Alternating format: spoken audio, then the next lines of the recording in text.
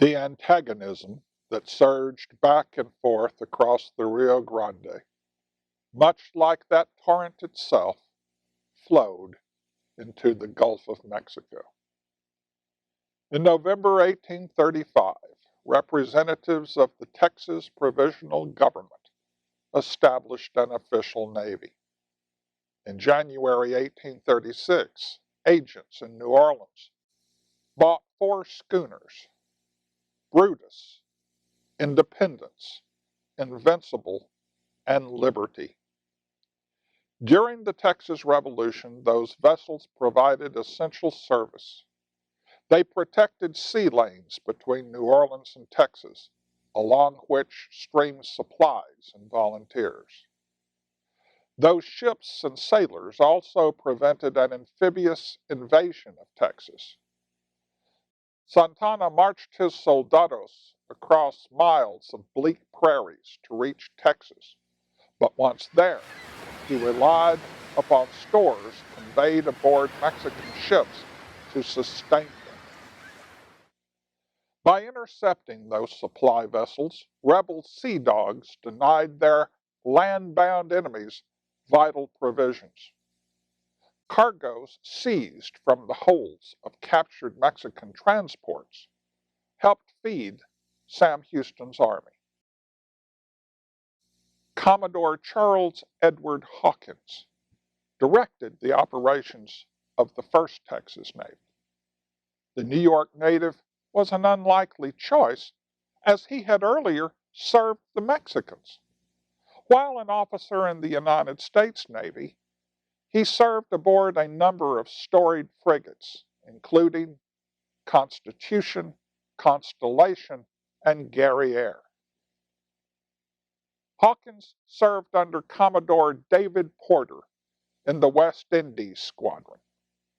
Its mission was to quash piracy in Caribbean waters. The Commodore was vehement in accomplishing his assignment, perhaps overly so. In 1826, Porter faced a court-martial for attacking a Puerto Rican town without proper authorization.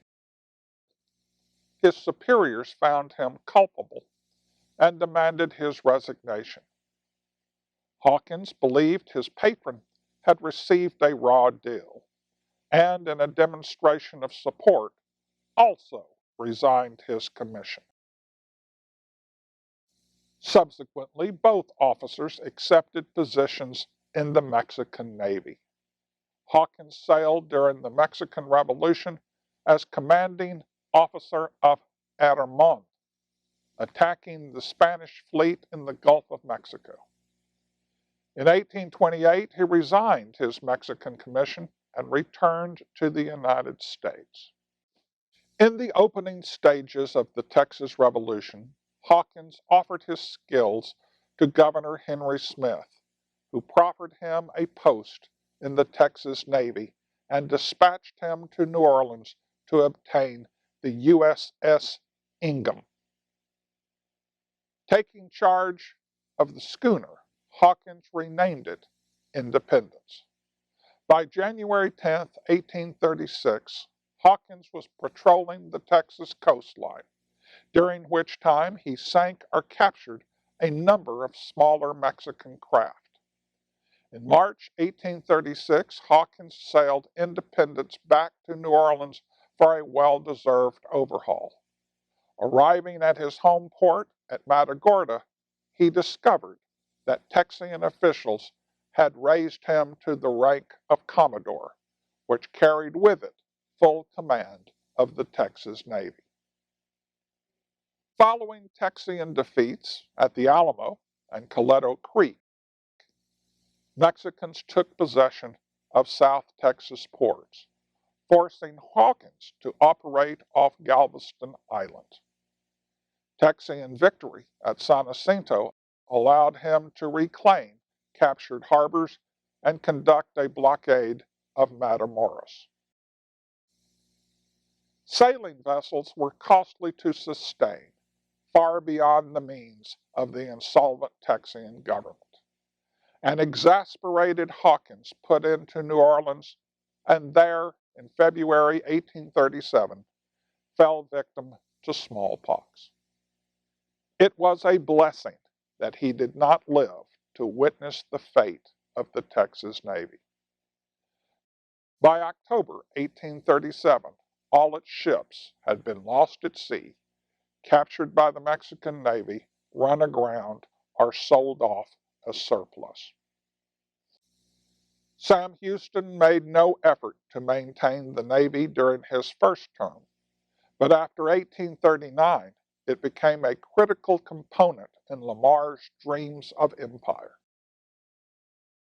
In response to Mexican saber rattling, the Texas Congress bought 6 warships, adding to the Republic's mountain of debt. Texas now had its second Navy, but required a man to command it. In 1825, Virginia native Edwin Moore entered the U.S. Navy as a midshipman at the age of 15. Promotion came slowly. By 1839, Moore had only attained the rank of lieutenant. Adventure and advancement captured the imagination of this ambitious young officer, and he resigned his commission to cast his lot with the Lone Star Republic. Lamar immediately named Moore commander of his entire fleet, from lieutenant to commodore in a single bound, a meteoric rise for a fellow who had not yet celebrated his 30th birthday. For the next 3 years, Moore's fleet harried the Mexican coastline. In May 1843, it fought along ships of the breakaway Republic of Yucatan at the naval battle of Campeche, during which the Texas Navy sloop of war Austin and the brig Wharton engaged several vessels of the Mexican Navy. Among these were English-built ironclad steamships Montezuma and Guadalupe. The battle provided protection for the Yucatan insurgents and compelled the Mexican Navy to lift its blockade of Campeche. Ironically, Moore's greatest achievement was of ambiguous legality. Sam Houston, who had regained the president's chair in 1841, was determined to cut expenses and swung his budget axe at the Texas Navy.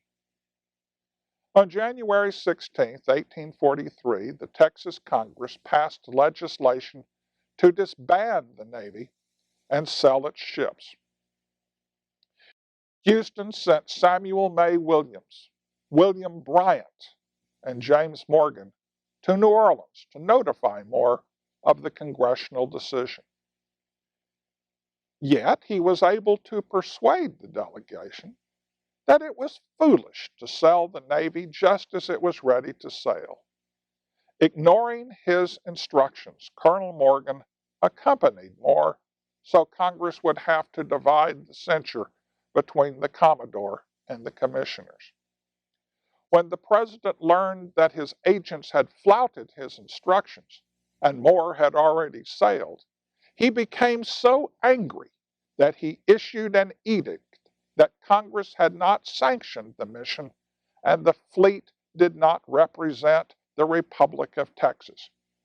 In terms of international law, Houston had reduced Moore and his men to pirates. It was fortunate for Moore that the Battle of Campeche was an obvious Texian victory. He suffered 5 sailors killed, but the Mexicans admitted 87 killed with an undetermined number wounded. The landlubber, Colonel Morgan, was in the thick of the fighting and recorded his impressions. The way we knocked hell into them and out of them was a caution. We thrashed them soundly and the whole Mexican fleet ran off. I expect old Sam will hang me, for I've traveled out of the course his instructions dictated. But As we have played hell with the enemy's arrangements and calculations in this quarter, he may be afraid and overlook the matter. Morgan judged the matter correctly. On July 14th, when the fleet arrived in Galveston, Texians of every stripe and persuasion hailed Commodore Moore and his mariners as national heroes.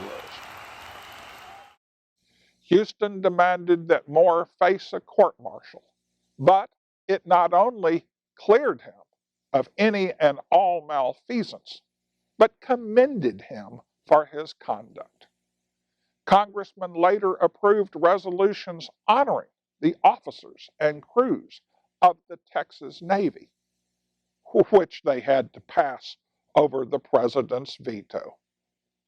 Later that year, bureaucratic bean counters auctioned off the fleet.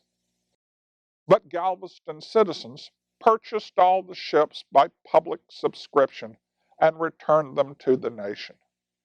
But Houston and his successor, Anson Jones, made sure Moore never resurrected the Navy. Old San Jacinto sure knew how to nurse a grudge.